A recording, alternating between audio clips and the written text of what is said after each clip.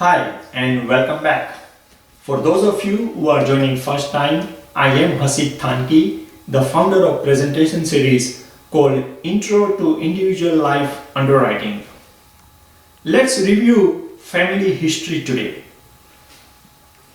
This reminds me about the conversation, I believe it was in 2003-2004 probably. So almost goes back 12 years. We are in 2016 now. I remember one of the MD and we used to work at one of the company, my former employer, and the MD was telling me that in any home office, in any company, the home office life underwriters have got to pay extra attention to the very important question where on the life app we ask, have you had any family history of heart disease, certain types of cancers, diabetes, and based on company's preference in terms of how much in detail they want to ask those questions. Today I take a pause and I ask myself, after 10-12 years, it does make sense why he was saying that the question about the family history is so important. Genetic testing, whether we talk about Huntington disease or BRCA testing for certain types of cancer, all those things, huge amount of data, research, publication out there. I was going to say about the genetic testing. Now, genetic testing, what we have now, far better, far more is available based on the research and the technology and the advancement. That was not the case before.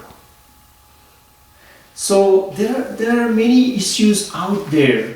As a person, as an individual, human being, you wonder, do you really want to know what could be out there? That is one aspect. Second aspect is that now certain type of genetic testings are available. So that is the second aspect. The third aspect is there are privacy or sensitivity issues. Okay, there could be associated anxiety, stress, depression. Once you know, okay, what are your roots? What are the things in your genes?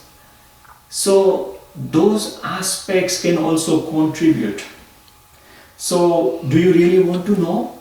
And on the other hand, once these testings are now more and more available, the challenge or the issue that industry at large is currently facing is the fact that how are we going to insist or incorporate while providing life insurance protection to all these individuals.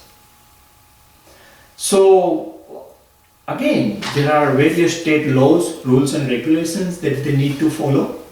So it has multi-dimensions to this subject. And regardless, bottom line, every company must follow the state laws and the guidelines. So it goes without saying. And as we know, without getting into the very details, but as we know that one is the product of the parent, the parent is the product of the grandparents, and the grandparents are actually the product of the great-grandparents, and accordingly you follow the genetic inheritance.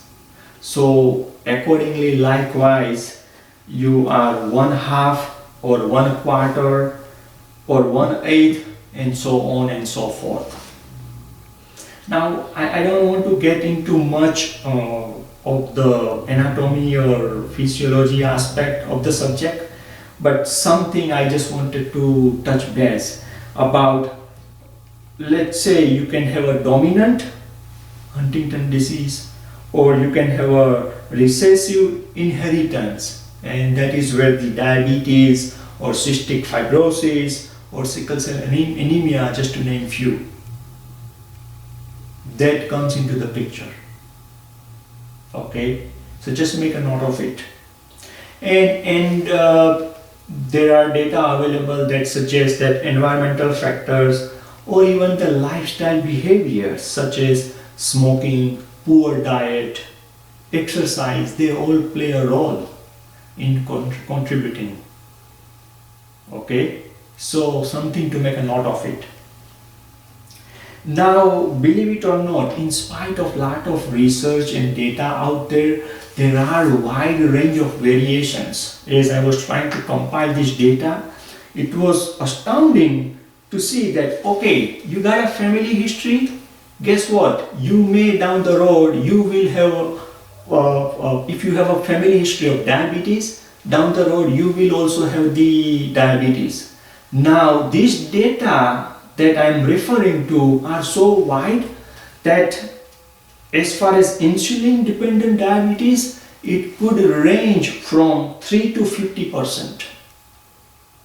And those on a non-insulin dependent medications, on non-insulin dependent diabetes or on the oral medications, the data suggests that if you have the history or the family history, then chances of you developing NIDDM could be anywhere from 1 to 40%. So see the wide range. So still, where we were, now we know a lot, but still where we are, long way to go.